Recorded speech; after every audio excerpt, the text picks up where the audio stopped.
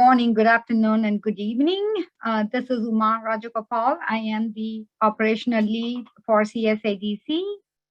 Wanted to take it through a real quick overview on our chapter and then turn it over to our featured speaker, Sam from Vectra AI, for his presentation.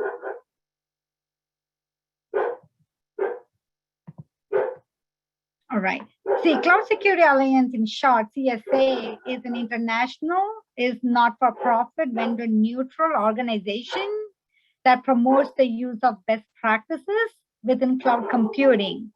We have over hundreds of thousands of members focused on building security best practices for the cloud, and also we provide source or communal expertise in cloud security. I think we have over as of now, we have over 100 chapters across the globe. I do want to point out that we are all volunteer organizations at the local level. So everybody involved within CSADC are all volunteers. If you're interested in getting involved, please do reach out to us through our website or feel free to shoot us an email. This webinar provides one CPE. So send us an email. We will provide the certificate once the validation on the participation is complete. We will be providing a recording on the CSADC YouTube channel. Look out for that. Typically takes a couple of days. All right. Now the interesting part. I'm delighted to introduce Sam Schneider from Vectra AI to discuss about account takeover in Office 365. Sam has more than 25 years of experience in IT operations and security, having contributed expertise in multiple disciplines. He's going to help us navigate through the uncharted security territory by analyzing the attack lifecycle in the cloud, reviewing the top cloud security threats, and dissecting a real-world cloud attack. I will be monitoring the chat window, so feel free to write your questions there. Sam will try to address them as much as possible at the end of his presentation or where it suits. With that, Sam, please take it away. Awesome. Thank you very much, Uma, and welcome. I'm very excited to talk with you today about cloud security and about how we approach, how we look at the risk, the vulnerabilities within the cloud, and how we assess and address these types of risks. I'm going to go ahead and share my screen, and we're going to go through the presentation I have here. If you have any questions, please post them in the Q&A session, and I'll be glad to address them after. If I have time at the end of this, I would like to do a walkthrough of an actual detection of a SolarWinds attack. Let's talk about the problem that we are currently facing in this environment. COVID-19 has introduced a couple of very interesting challenges for the workforce. It has forced most enterprises to go virtual or mobile. And within that framework, it's exposed us to a lot of additional security controls. It's a lot of risk surface exposure that was not previously prepared for. So we've been looking at this for some time as a potential where we're moving, but this actually forced the issue because most organizations today have remote workforces. This has happened over the course of 2020, a lot of them very ill prepared. So Office 365 has provided a cloud-based solution for employees to access their email, share files, and to interact and to perform their work at that high level. A couple of things that have not been considered in the zero trust architecture. There are specifically three pillars that we want to talk about. We want to talk about the fact that endpoints need to be protected. So solutions, and when we talk about security, we're not talking about a one-size-fits-all. There is no such thing as a magic bullet, right? We're looking at compensating controls. We're looking at correlated data and unified dashboards that allow and provide a single visibility or correlated context of specific indicators of compromise and specific behaviors. This is what we do, right? At the end of the day, what we're really seeing in the field are more security analysts and operational analysts being overburdened by alert fatigue and an excessive amount of log data. This is happening because they're trying to rely on specific tools like SIM, for example, that are going out there and producing a lot of information. That doesn't mean that all SIMs are bad, right? They certainly have their place, they certainly have their use, and it is part of the equation in providing a full hardened security model. We want to make sure that we pay attention to our authentication and access capabilities, whether that be Microsoft Azure, whether that be internal domains, or maybe a combination of both. And then we want to also have the ability to monitor as much as possible from the endpoints, through the switches, through the routers, everything that is flowing through your organization, you need to have eyes on. The problem is this, is that we have eclipsed, with the amount of data that we produce in an enterprise network, we have eclipsed the amount of work that we are humanly capable of doing. This is where machine learning and AI come into play. There's also that second feature there. We're seeing IoT devices sitting out there.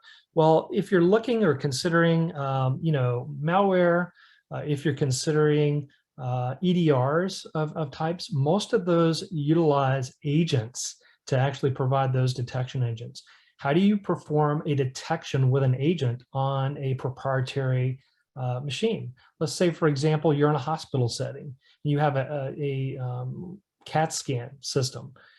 That's going to be proprietary. That's going to be locked into an iOS, and you cannot modify that. If you do, and the appliance breaks, it's no longer serviceable, right?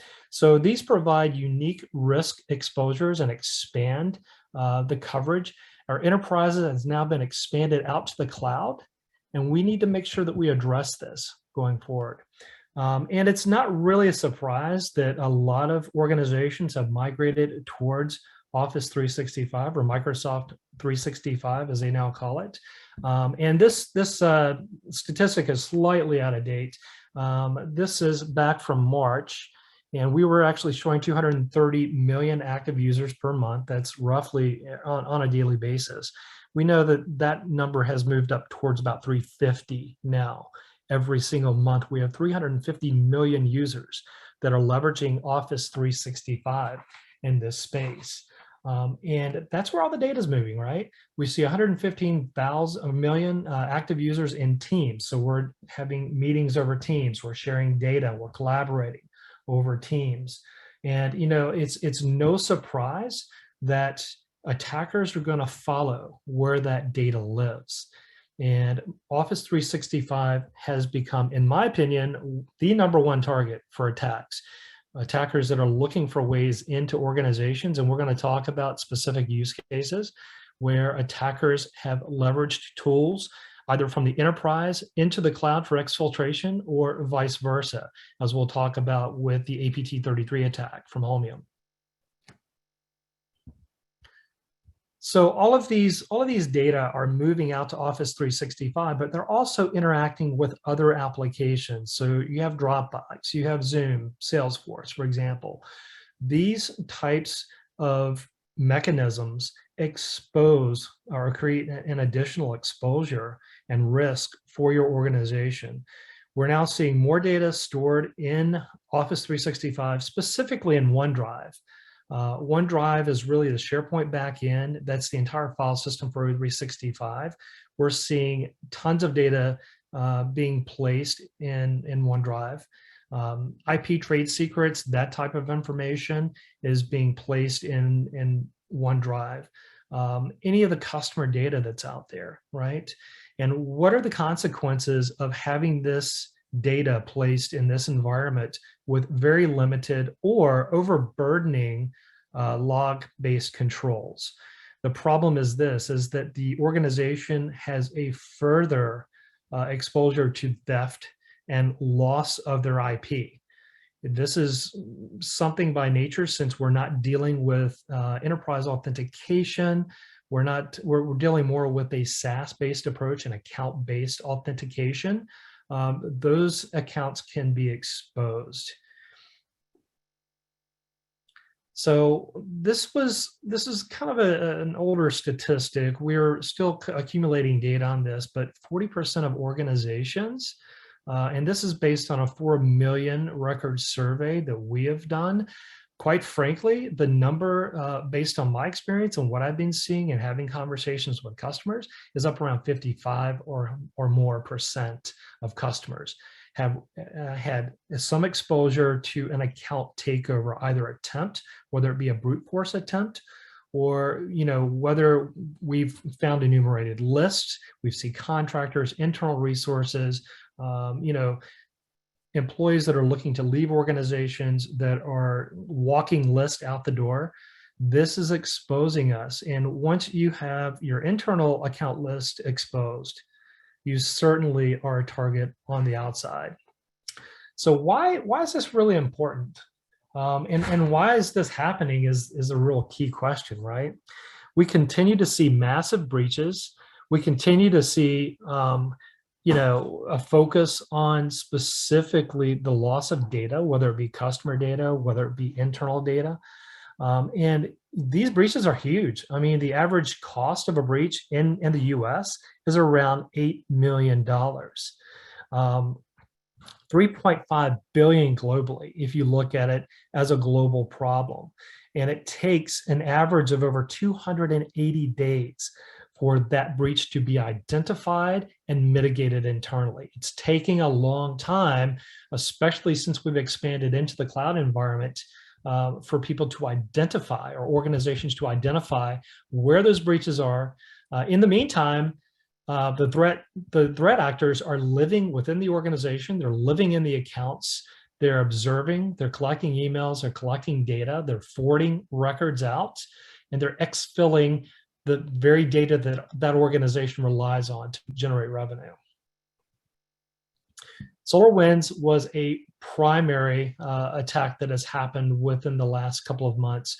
And the SolarWinds CEO, this is just a quick blurb about that, not going into a great deal of detail on this, but the CEO recognized, and it took them almost 30 days to start having conversations with the authorities about this. They had to identify it, and then once they were identified, it was actually sent out to the customers themselves. The problem with all of this is that they've been in a lot longer than they probably realize, right? And not only that, but this application, the SolarWinds application, was trusted in most environments.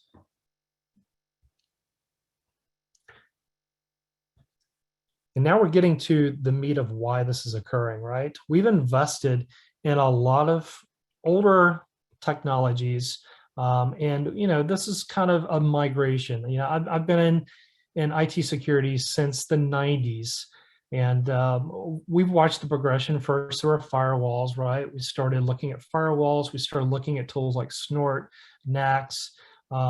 We started looking at web application, and then of course last couple of years we've had CASB come into the mix. DLP has always been in the mix of some type. But these are perimeter types of controls.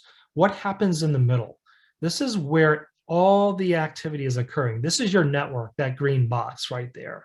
And this is where we're really looking at attacker behaviors, where we need to be able to identify. One could argue, okay, well, we have EDR technologies, right? Well, EDR technologies are a good start. It helps identify specific host behaviors, maybe internal and remote communications as well, but it doesn't fill the gap. You need to have correlating and corresponding data for those that can't be covered. You also need to identify extended behaviors. So we talk about creating a baseline of behavior. We need to be able to see that baseline of behavior, and we need to be able to correlate the data that is currently coming in.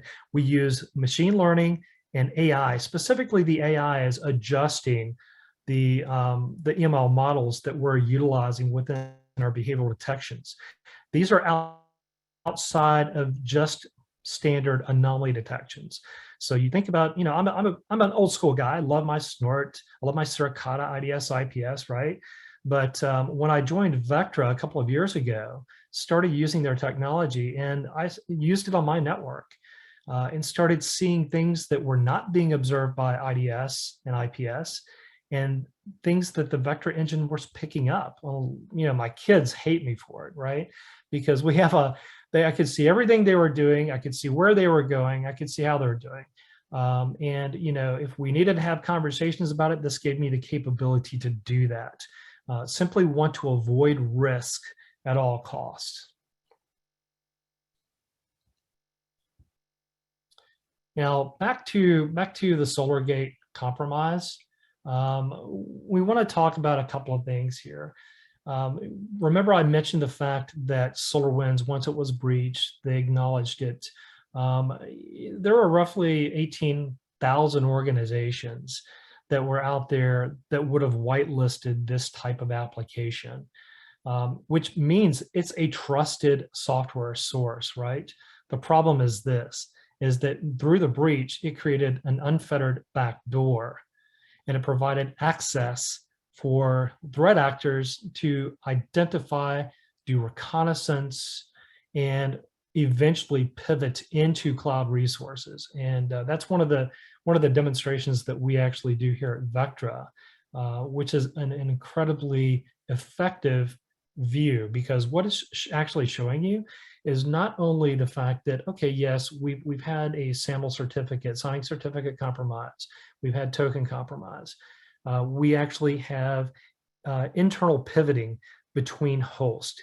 And now we're actually seeing this account attach and pivot outside once that certificate is compromised. So we actually correlate that data, bring it together in a single pane of glass view. So you're seeing not only the internal accounts that are being leveraged, but also the cloud-based accounts at a single level. Incredibly powerful. And what this is basically doing is giving you the full visibility that you need to make informed decisions.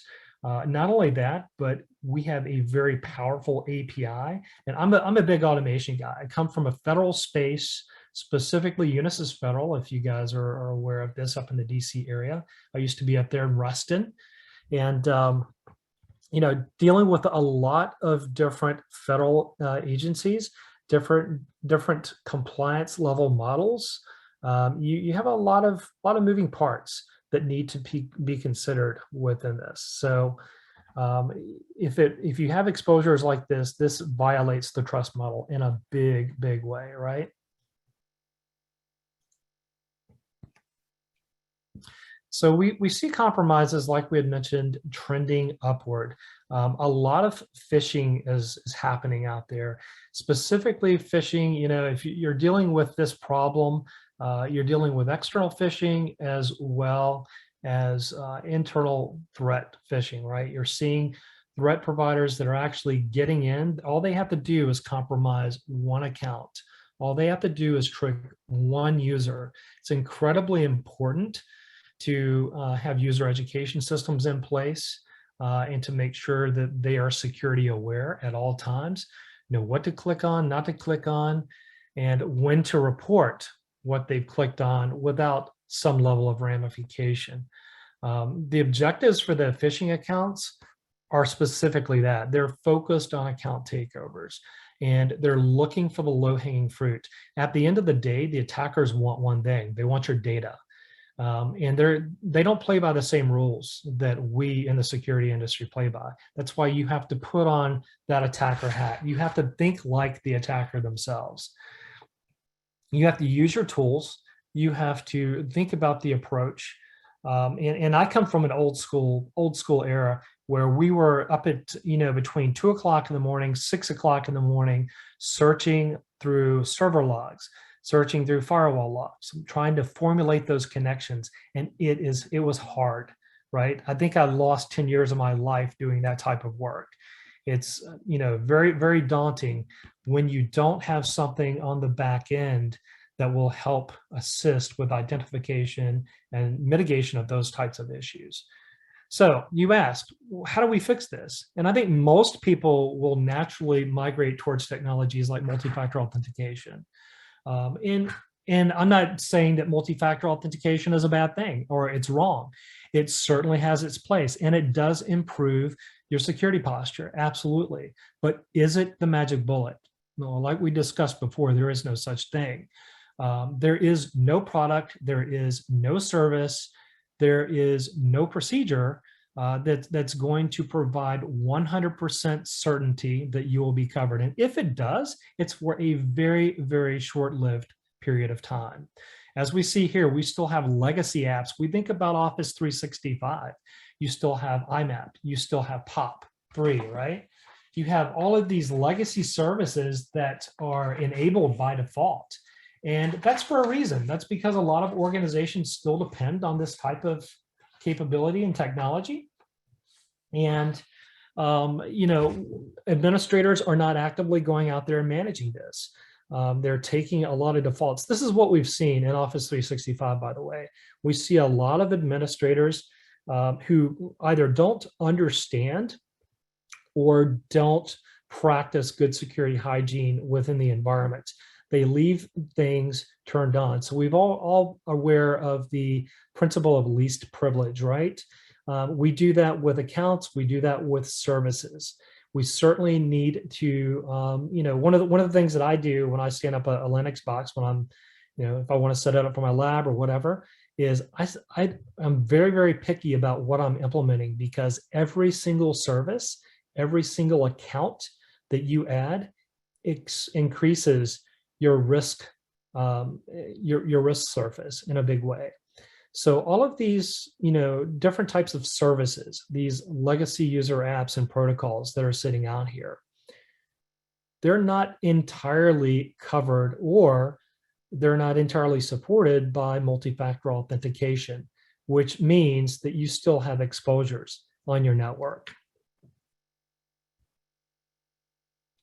So let's talk about a couple of the O365 attack tactics that are being employed.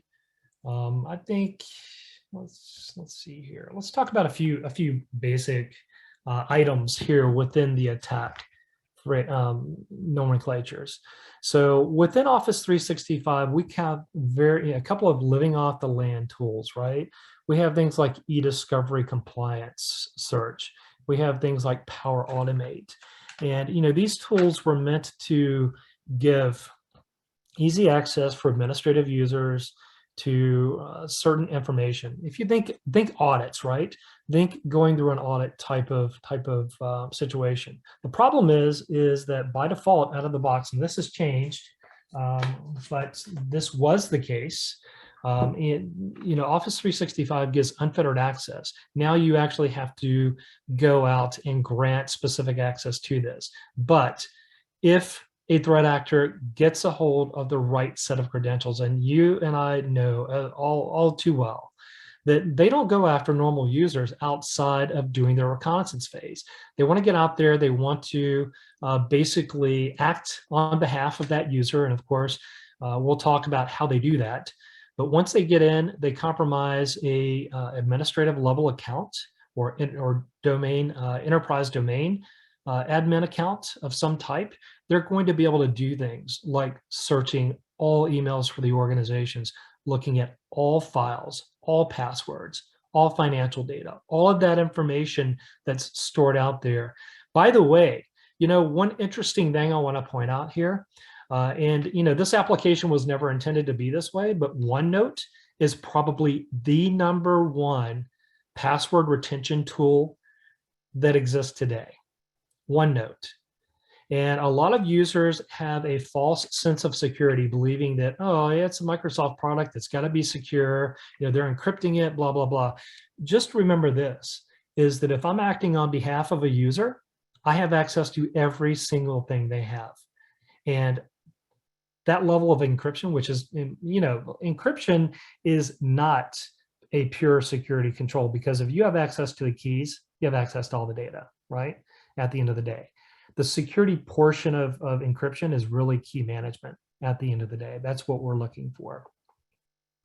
Let's talk about a few things here. Once they have access to this data, what are they doing with it? Well, they're using things like Power Automate to create a forwarding rule. So they're doing an if then that, then this type of approach, right? Very, very powerful. By default, all users have access to this. This is a user productivity type of tool, but it's incredibly powerful. And then fraud. What is fraud? Well, remember we were talking about external phishing? Well, fraud is really, think about an internal phishing. Once a user is compromised, and let's say, for example, we were tested in this past couple of weeks.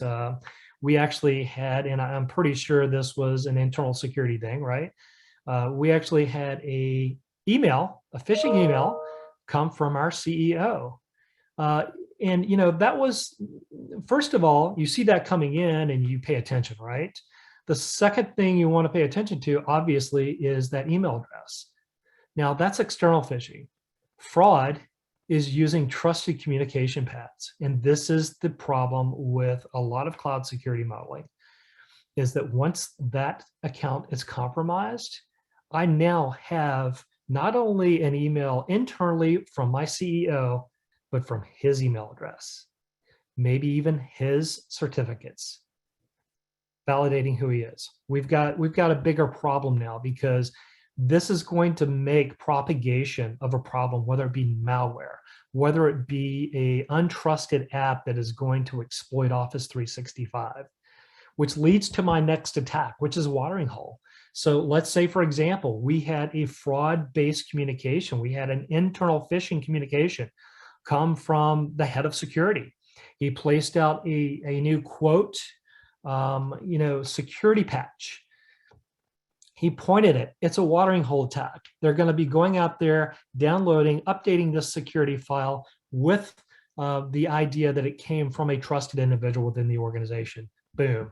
Now we're exposed to ransomware. We're exposed to all other types of badness that's going on within this model.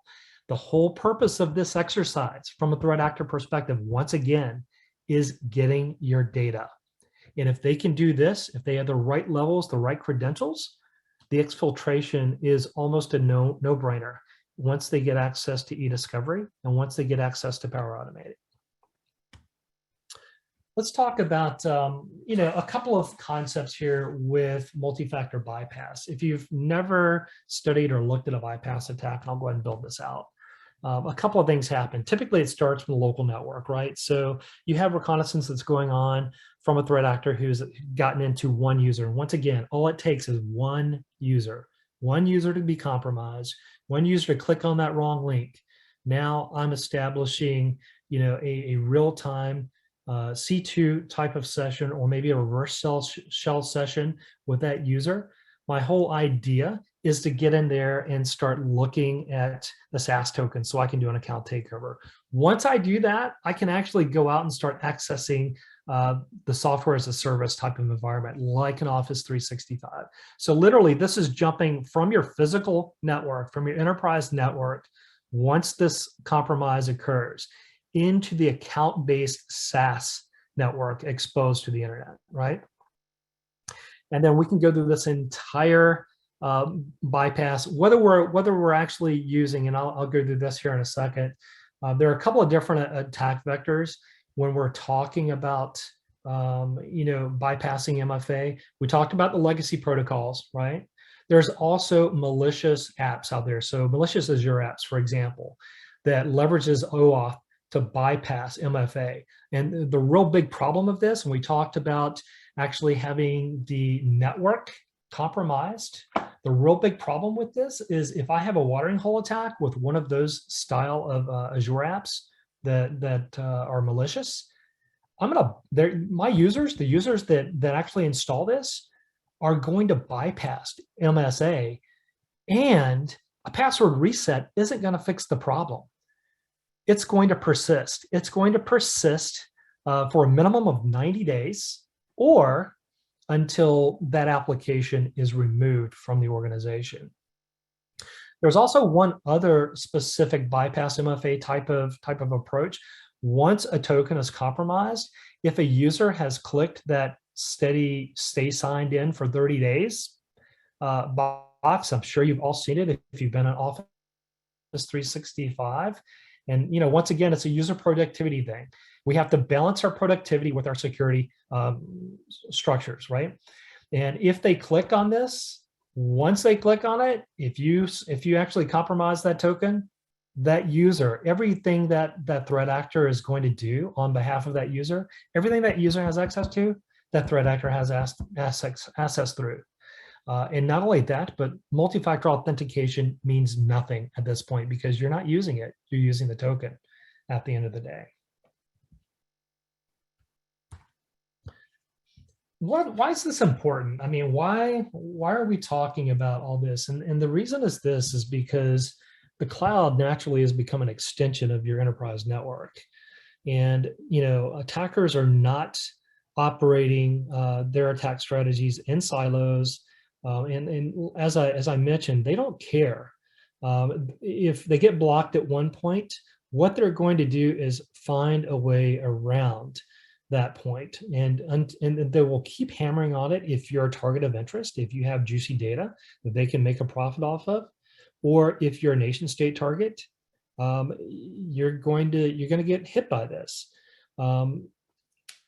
It's very important to understand at the end of the day that the O365, as we've seen with the SolarWinds attack, moved from the enterprise network into the cloud. But there is also the other hand of this, right? So what do we do with SaaS applications that allow us access back into our enterprise network? Well, with unified Azure AD, a lot of organizations moving to this are actually extending Active Directory authentication services out to Azure AD and then coming back into their enterprise domain controllers.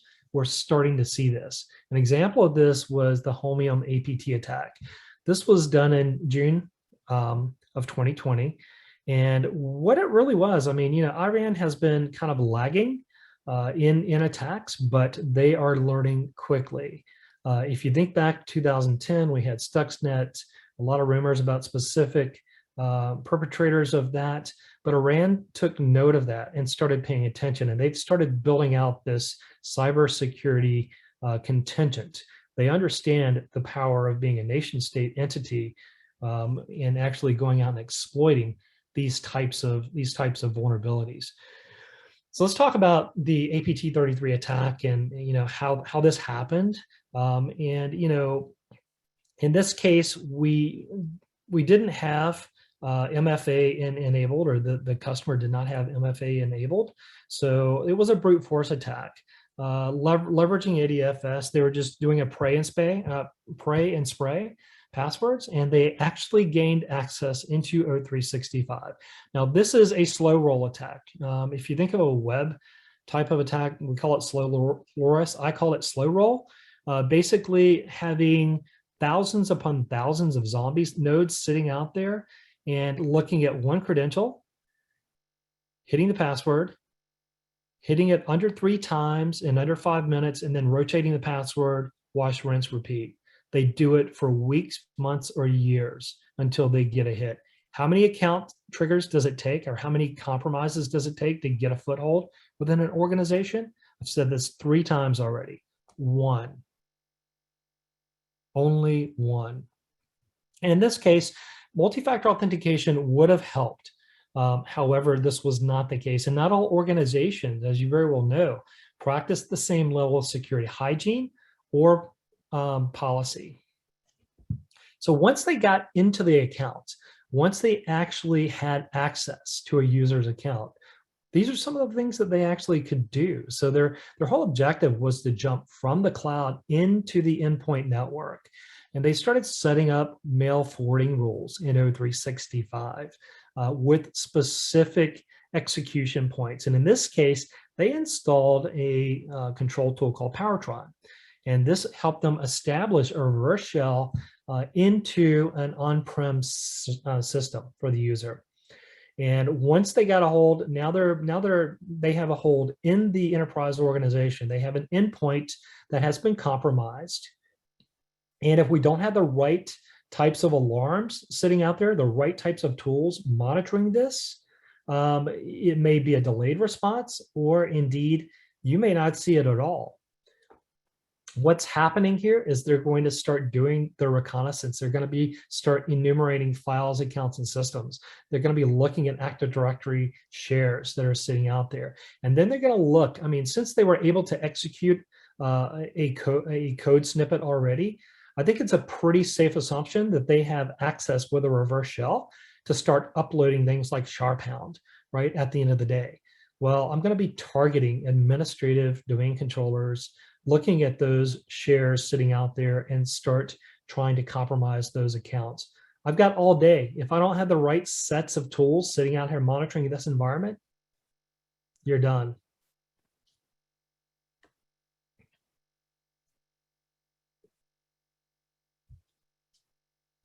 So this is something we were talking about, malicious Azure apps.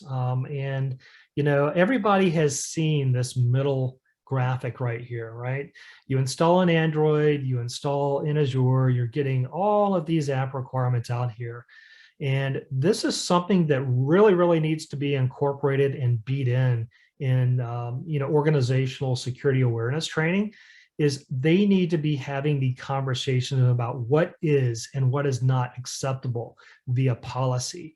And the reason that is because if you look at this last limit right here, and I apologize for the small font here, but it says have full access to all files you have access to. These are the keys to the kingdom.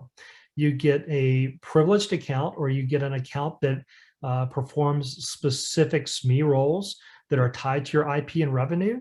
They grant this access to a malicious app, and it's game over, right? Now they have the ability to see that if they have already established reverse shells, or they have access to a privileged account, which is just a matter of time. We know if they've gotten to this point that it is just a matter of time, and they have 90 days to do this, right? Without any concern with being observed. If they don't have the right sets of tools in place, right? And then as we've said, even resetting the password's not going to cut the mustard here with this.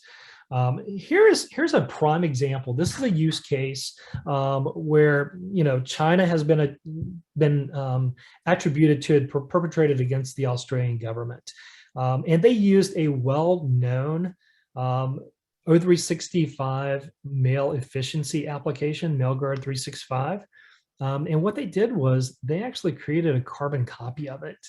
And they put their own malicious spoofing data within there to a command and control server, so that once they got credentials, once a user installed this, and once again, one user, it started off with one user, and it quickly went into exactly what we talked about before.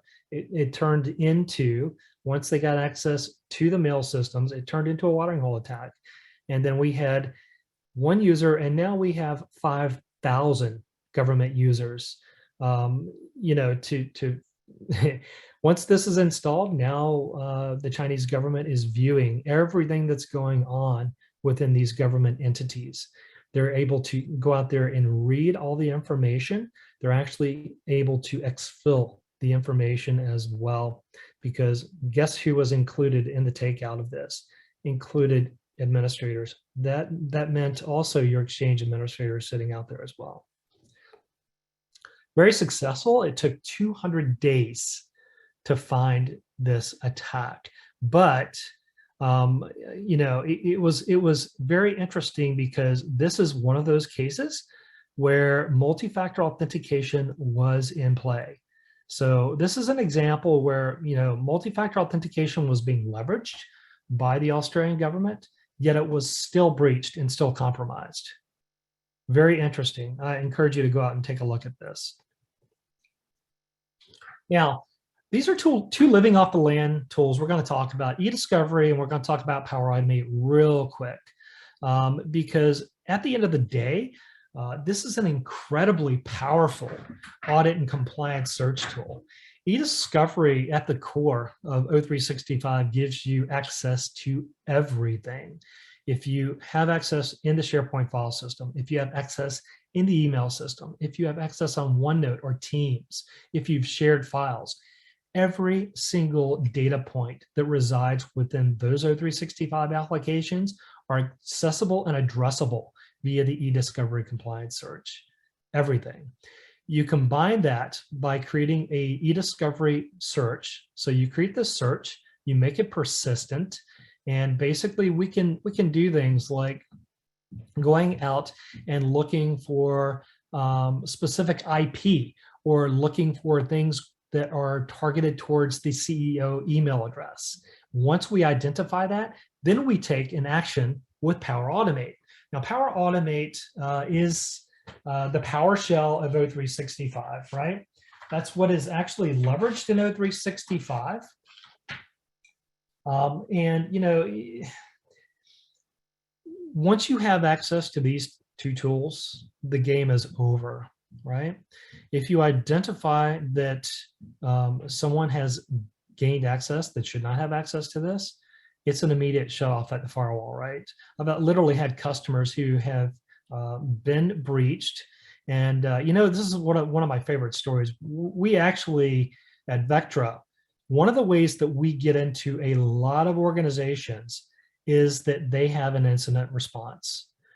They have an IR. And this, you know, this was happening to me. I was working the Canadian region quite a bit because they were lacking in SE. And I was working up there, and it seemed like almost weekly, Friday between the hours of 4 and 6 p.m., I'm getting a call. We've got a customer who's in breach. We need to throw the product out there and start looking. Why were they coming to Vectra for this? Because not only can we cover their enterprise, we can cover their Office 365. We knew there was an IR. Both environments were popped. That's why we were called into this. We were able to actually bring that together and make the correlation, and then identify the host that this was occurring on. And once that identification has been made, then we set up automated flows to go back and mitigate the risks that have been introduced by the threat actors. So think of this in this way. You've created this e-discovery search, and now you've got an IFTT type of flow with Power Automate.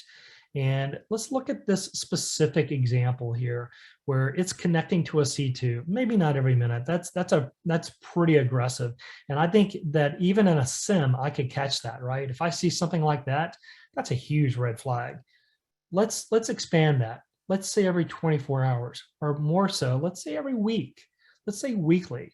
So once again, this is not going to stand out as a significant threat on anybody's model at the end of the day.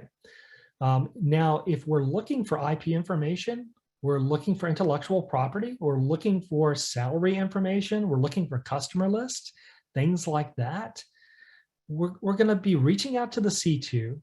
We're going to be identifying the files within email or within the file structures. And then we're going to be taking some form of action. That may be forwarding that information that we've discovered through the search out to something like a Dropbox, or maybe out to your Google Drive, right? Or if we want to embarrass the target, you know, the old days we had to face a website, right? If we really wanted to embarrass a target, we're going to start posting their private data out to Twitter.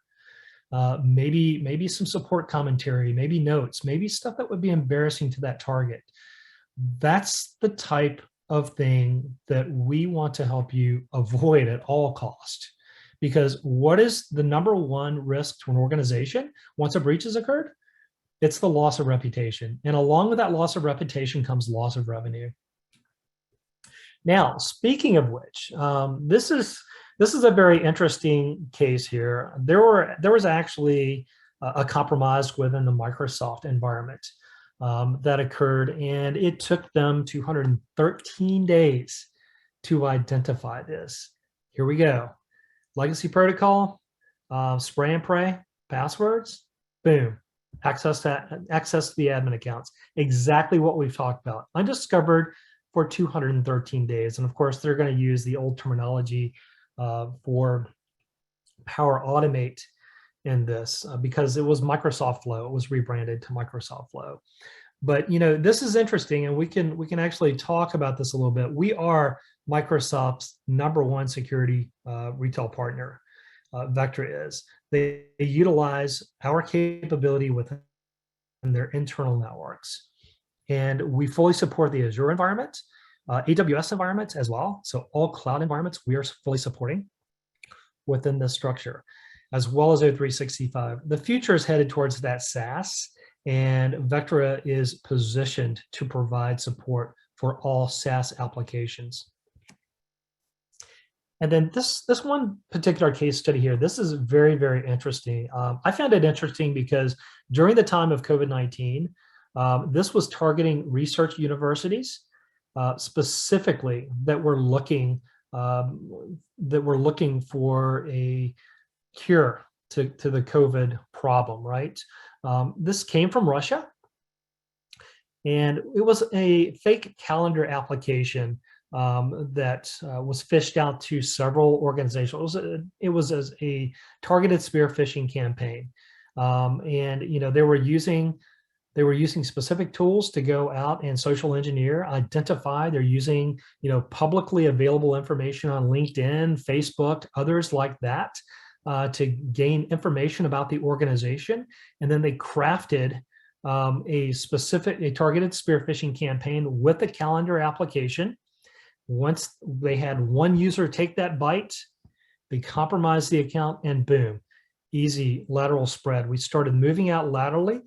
They started identifying what could be taken, and then we also had OAuth application introduction through the calendar app.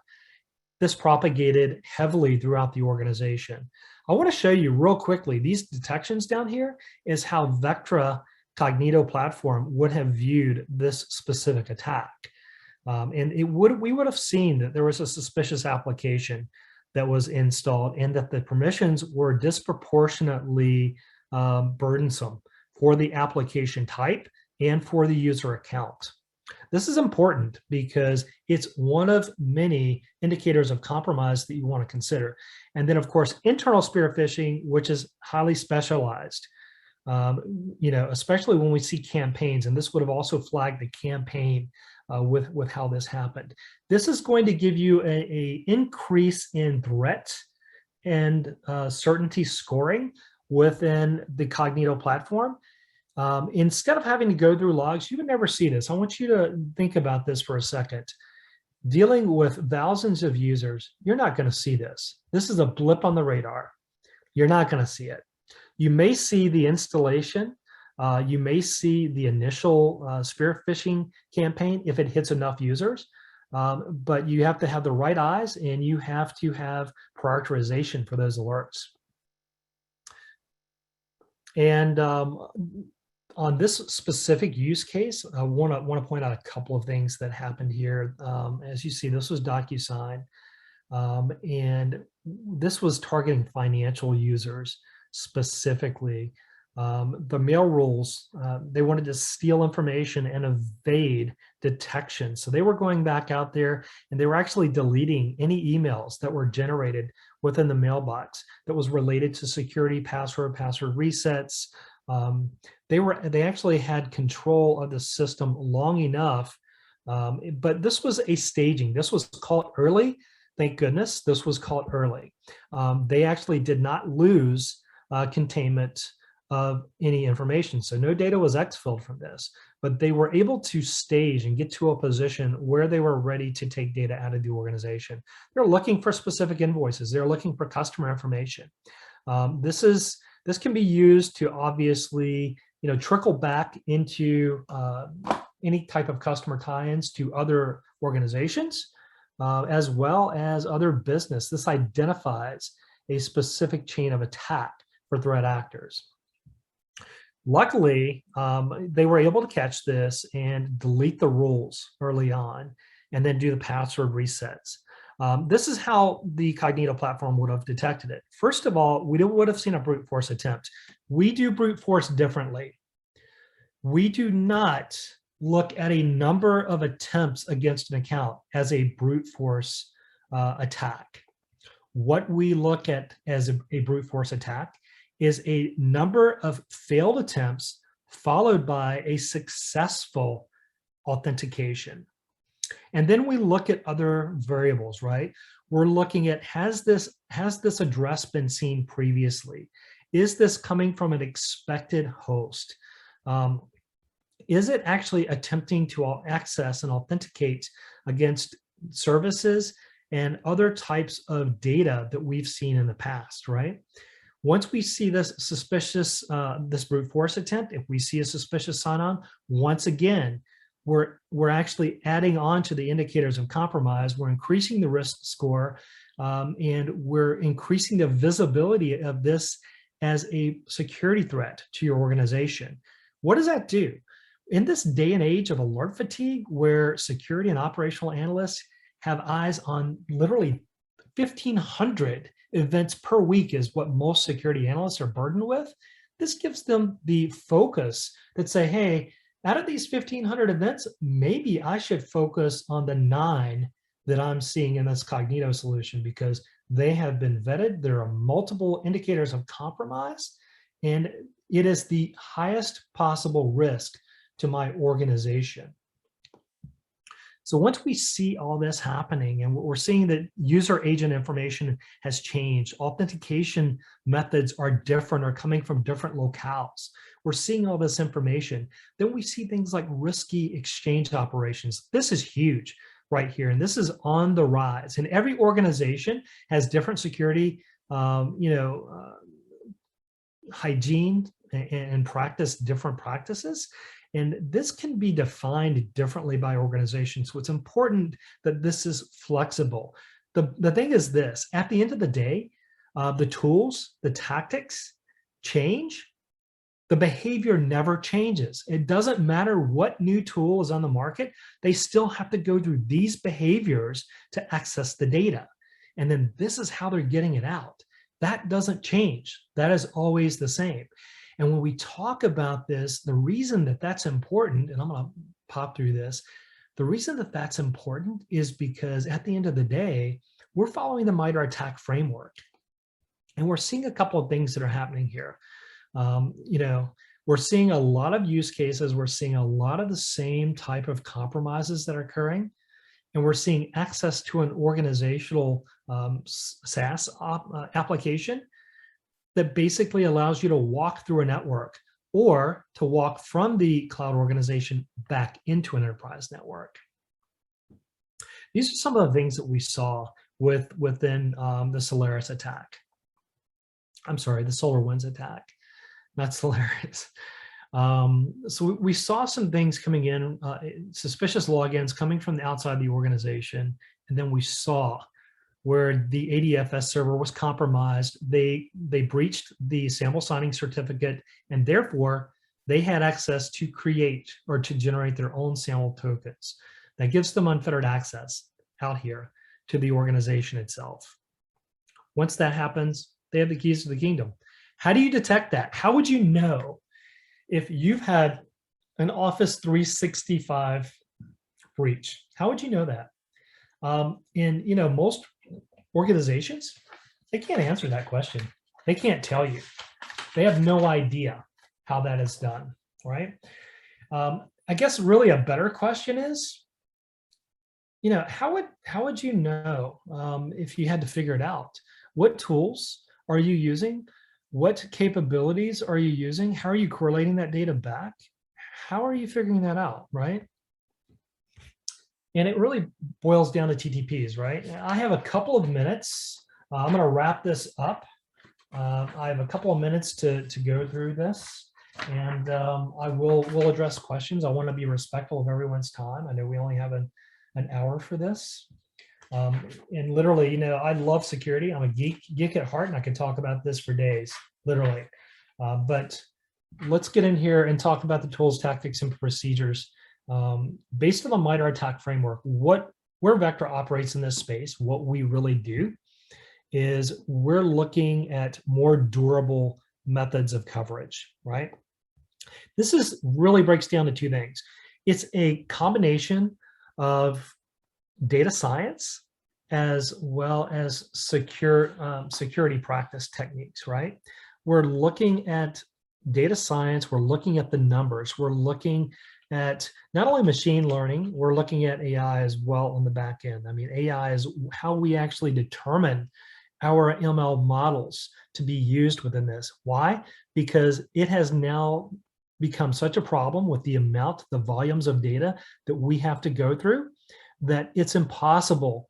It's a human capital problem more so now. This is why machine learning is more and more important, and specifically targeted models.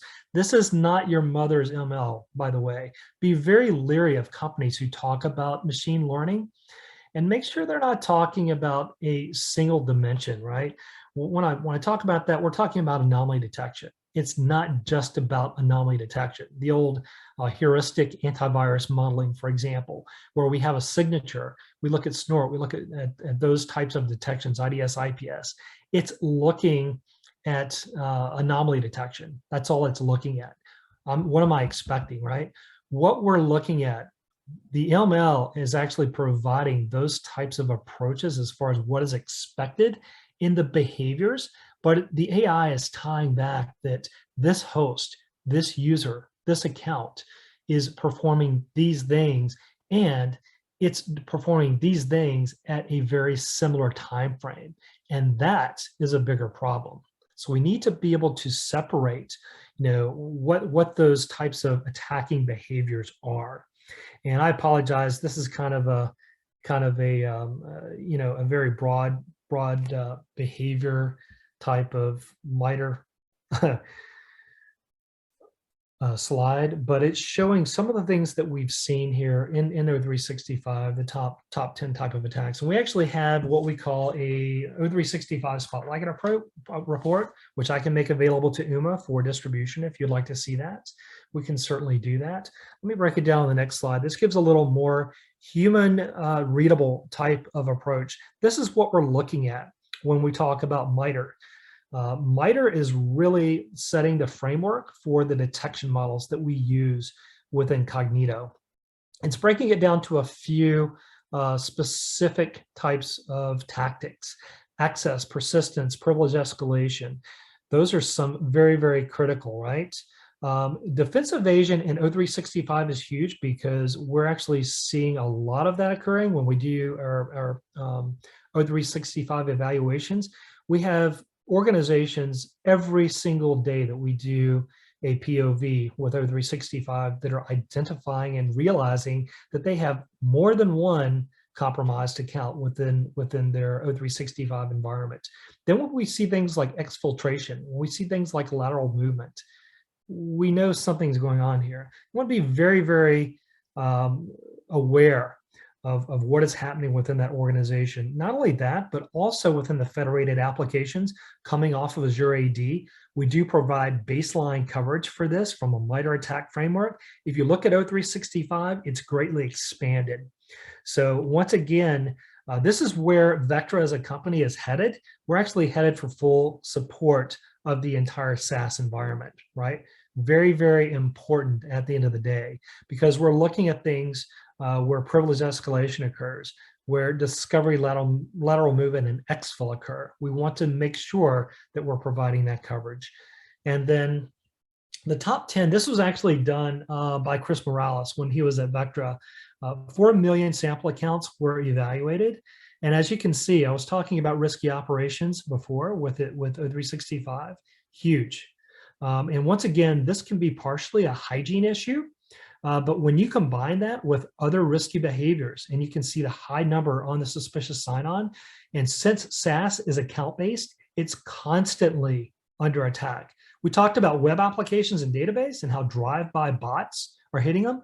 Well, now those bots are being deployed to hit O365 SaaS environments. That's what's knocking on the door. They're looking to drill in. This is just an overview real quick of a sample industrial type site. And really what's happening here is a user's gone on LinkedIn or been contacted by an adversarial user in LinkedIn, and they have a trusted interface back into the global network.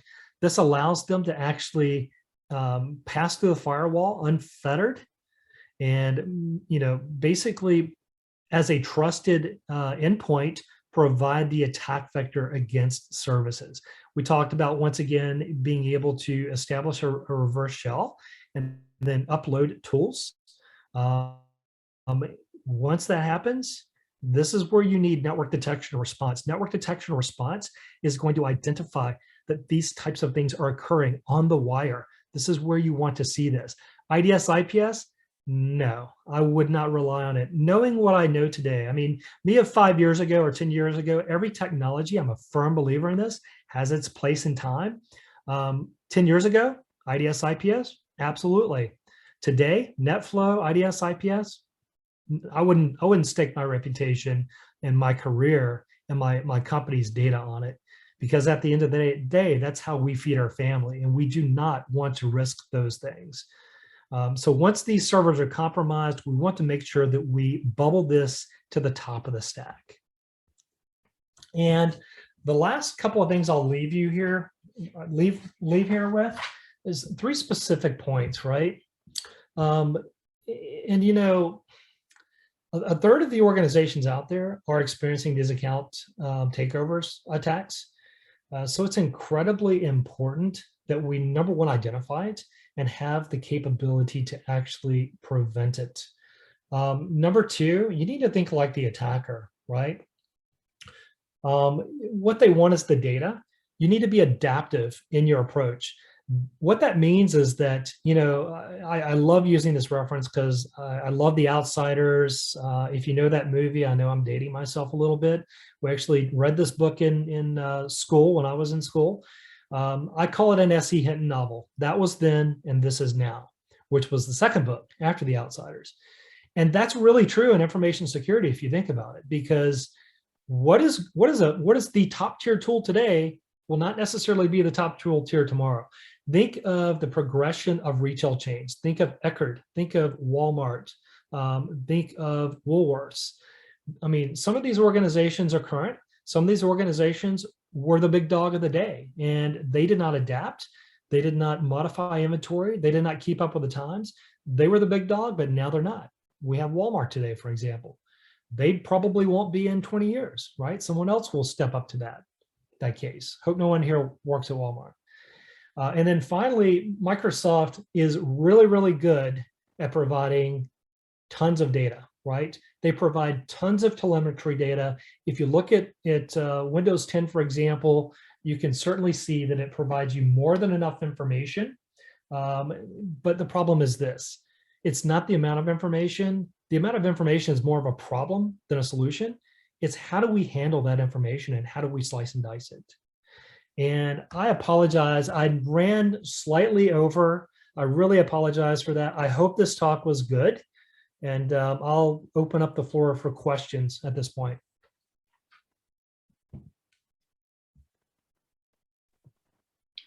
Hey, thank you, Sam. Interesting topics, and we learned a lot.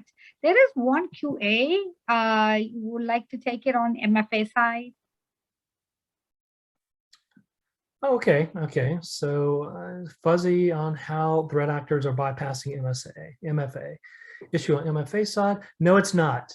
MFA has its place. MFA is an effective control, but it's not, like I said, bulletproof. So things like malicious Azure app. So that's basically leveraging OAuth to bypass MFA. So once you grant access to an application, you remember that list of permissions that you're granting access to that application. That is OAuth that's occurring on the back end. It does not leverage MFA. Soft versus hard tokens. That's an interesting point, right? I mean, typically when we have user access or account access of some type, we're leveraging those hard tokens that are sitting out there, or soft tokens. Either one would work, right? I love that, but we're basically bypassing MFA, not with the token technology itself, but with the capabilities that were designed to improve ease of access and user accommodation, convenience, right? Convenience or security, right? The other thing is, outside of the apps, we also have, the ability to grant a specific time period for authentication. So if I use MFA, and we see this all the time within Office 365, you use MFA one time, and then you check this little box down at the bottom that says, allow access from this host for the next 30 days. Boom, that's where you are. So now you bypassed MFA for the remainder of that question, remainder of that time. All right, great, Sam. Thank you so much for the presentation today. For the viewers, we will be posting the recording on our CSA DC YouTube channel, so look out for that. It takes a couple of days for me to upload it, and I will also obtain the presentation slide from Sam, and will also upload them in the same place. If you have any questions or follow-up, you can either reach out to us, CSADC, or directly to Sam. Good afternoon, all. Thank you very much.